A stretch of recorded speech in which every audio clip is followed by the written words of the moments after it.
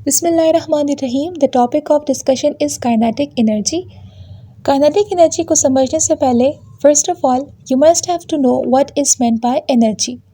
Energy is the ability of an object to do work, यानी एक body के पास कितनी एबिलिटी है कि वो कितना काम कर सकता है, इसको हम एनर्जी कहते हैं।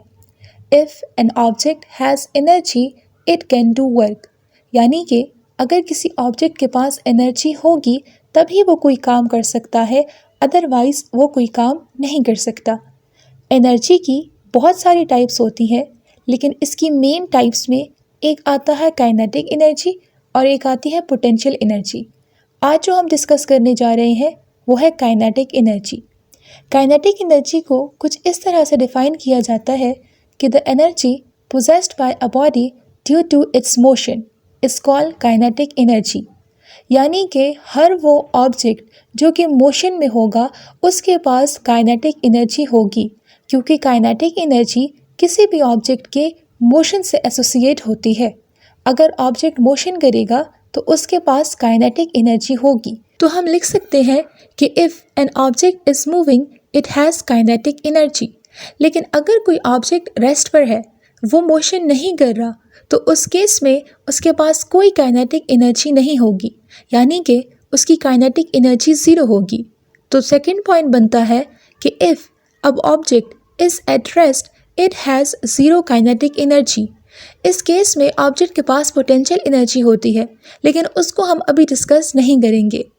तो यानी कि अगर एक ऑब्जेक्ट मोशन में होगा तो उसके पास काइनेटिक एनर्जी होगी, लेकिन अगर एक ऑब्जेक्ट रेस्ट पर है तो उसके पास ज़ीरो काइनेटिक एनर्जी होगी। एग्जाम्पल्स ऑफ काइनेटिक एनर्जी, पहली एग्जाम्पल आती है मूविंग कार। जब भी एक कार मोशन में होती है तो तब उसके पास काइनेटिक एनर्जी होती है, क्योंकि काइनेटिक एनर्जी किसी भी ऑब्जेक्ट के मोशन से एसोसिएट होती है। फ्लाइंग बर्ड यानी एक परिंदा जो कि उड़ रहा है, अगर वो मोशन में है तो यानी कि उसके पास काइनेटिक एनर्जी होगी। रोटेटिंग फैन या फिर रोटेटिंग व्हील, दोनों के केसेस में यहाँ पे जो एनर्जी होगी वो काइनेटिक एनर्जी होगी, क्योंकि दोनों फैन और व्हील मोशन में है। Mathematical form of kinetic energy, इसको हम डिराइव करते हैं। तो लेट्स से एक ऑब्जेक्ट है, कोई भी आप ऑब्जेक्ट कंसिडर कर सकते हैं, और वो इनिशियली रेस्ट पर है। अगर वो रेस्ट पर है तो उसकी इनिशियल वेलोसिटी ज़ीरो होगी। अब कुछ टाइम बाद इस ऑब्जेक्ट ने मोशन स्टार्ट कर दिया। अगर इसने मोशन स्टार्ट कर दिया तो यानी कि अब इसकी कुछ ना कुछ वेलोसिटी होगी, तो हम कहते हैं कि इसकी जो फाइनल वेलोसिटी है वो v के बराबर है। लेट्स से एक बॉल है और इनिशियली वो रेस्ट पर है, तो उसके पास जो एनर्जी होगी वो कौन सी होगी, वो जो इसकी जो इनिशियल वेलोसिटी होगी वो क्या होगी, ज़ीरो होगी। अब आपने फोर्स अप्लाई किया और इस फोर्स के नतीजे में ये जो बॉल है ये अपनी पोजीशन से आगे की तरफ डिस्प्लेस हुआ, यानी कि इसकी अब कुछ ना कुछ वेलोसिटी होगी, जिसको हमने फाइनल वेलोसिटी का नाम दिया और v से रिप्रेजेंट किया। तो जब एक ऑब्जेक्ट मोशन स्टार्ट कर दे तो इस केस में ये कौन सी एनर्जी गेन करेगा, ये काइनेटिक एनर्जी गेन करेगा। अब from Newton second law we know that F is equals to ma, where F is the force, m is the mass and a is the acceleration. इसको आप equation number 1 का नाम दे दें।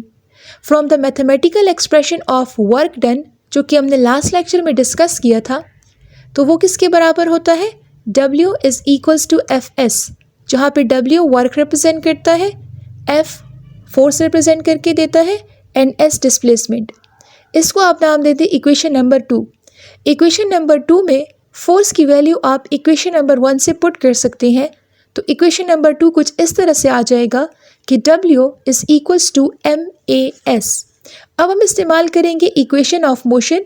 According to equation of motion v square is equals to u square plus 2as। यहाँ पे initial velocity चूँकि zero है तो u इक्वल्स टू ज़ीरो आ जाएगा। तो इक्वेशन कुछ इस फॉर्म में आ जाएगी कि v square is equals to 2as। यहाँ से आप as की वैल्यू निकालेंगे तो 2 दूसरी साइड पे डिवाइड हो जाएगा, तो as is equals to v square divided by 2।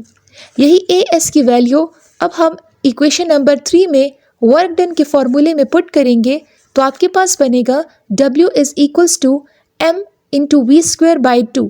यहाँ से 1/2 को कॉमन ले लें तो W is equals to 1/2 mv square. अब work is a form of energy, यानी अगर आपके पास एनर्जी होगी तभी आप कोई काम कर सकते हो, और अगर आपके पास एनर्जी नहीं है तो आप कोई काम नहीं कर सकते। तो हम यहाँ पे वर्क को काइनेटिक एनर्जी से रिप्लेस कर सकते हैं। तो जो फाइनल मैथमेटिकल फॉर्म आएगी वो बराबर होगी kinetic energy is equals to 1/2 mv²। Next हम डिस्कस करते हैं factors on which kinetic energy depend. Kinetic energy दो चीज़ों पे डिपेंड करती है।